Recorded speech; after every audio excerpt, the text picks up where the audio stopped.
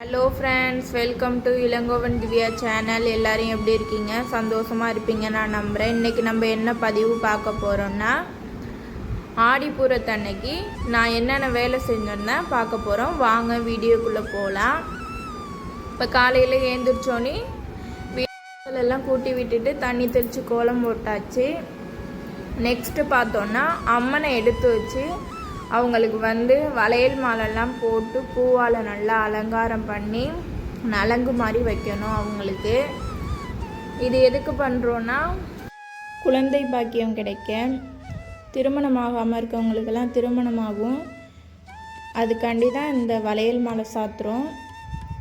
இப்போ பார்த்தோன்னா அம்மனை எடுத்து வச்சுக்கலாம்.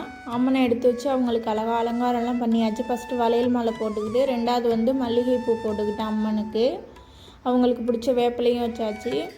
நல்ல விளக்கு ஏற்றிக்கிட்டு ஃப்ரூட்ஸு, அப்புறமா சக்கரை பொங்கல் பொங்கி வச்சுக்கோங்க அம்மனுக்கு.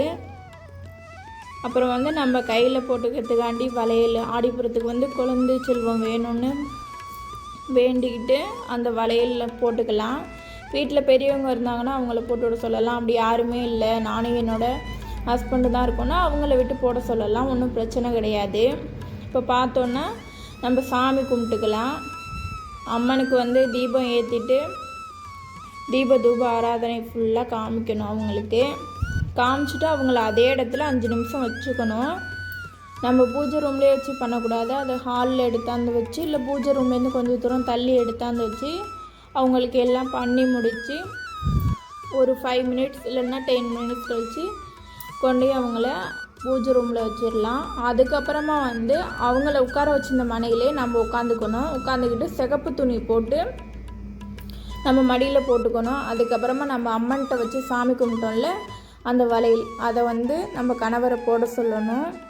அது மாதிரி அம்மனுக்கு வளையல் மாலை கட்டுறப்ப அதுலேருந்து 3 வளையல் எடுத்து வச்சுக்கணும். ஒற்றைப்படையில் 3 இல்லைன்னா 6 இது எடுத்து வச்சுக்கோங்க. நான் 3 இது எடுத்து வச்சுக்கிட்டேன்.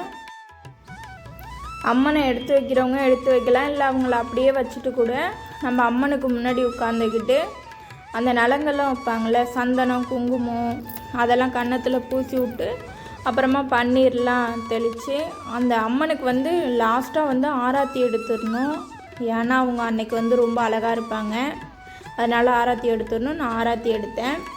அது மாதிரி உங்கள் ஹஸ்பண்டை விட்டு வளையல் போட சொல்லுங்கள், இல்லை வீட்டில் பெரியவங்க இருந்தாலும் அவங்கள விட்டு வேண்டிக்கங்க. கண்டிப்பாக குழந்தை செல்வம் கிடைக்கும். நானும் கண்டிப்பாக மனசார வேண்டிக்கிறேன். என்னோட சகோதரிகள் அனைவருக்கும் குழந்தை செல்வம் கொடுக்கணும்னு. குழந்தை பாக்கியம் அனைவருக்கும் கிடைக்கும், கவலைப்படாதீங்க யாரும். அதே மாதிரி கல்யாணம் ஆகாமல் இருக்கிறவங்க எல்லாருக்குமே கல்யாணம் ஆகும். நான் அம்மன்கிட்ட மனசார வேண்டிக்கிறேன். ஃபஸ்ட்டு அம்மனுக்கு நலங்கு வச்சு முடிச்சுட்டு அடுத்தது தான் வீட்டில் இருக்கவங்க பெரியவங்கள விட்டு நம்மளுக்கு நலங்கு வைக்க சொல்லணும். நம்ம வளையல் போட்டதுக்கப்புறம் அந்த வளையலை கழட்டலாம் கூடாது. அதான் உடையிற வரையும் யாரும் கழட்டாதீங்க. இந்த வீடியோ பார்க்குற குழந்தை இல்லாதவங்க அனைவருக்கும் குழந்தை பாக்கியம் கிடைக்கும். அடுத்த வருஷம் நீங்கள் எல்லாருமே ஒரு குழந்தையோடு தான் இருப்பீங்க. நீங்கள் கண்டிப்பாக எனக்கு கமெண்ட் பண்ணணும் குழந்தை பிறந்துடுச்சுன்னு. தேங்க்ஸ் ஃபார் வாட்சிங். தேங்க்யூ.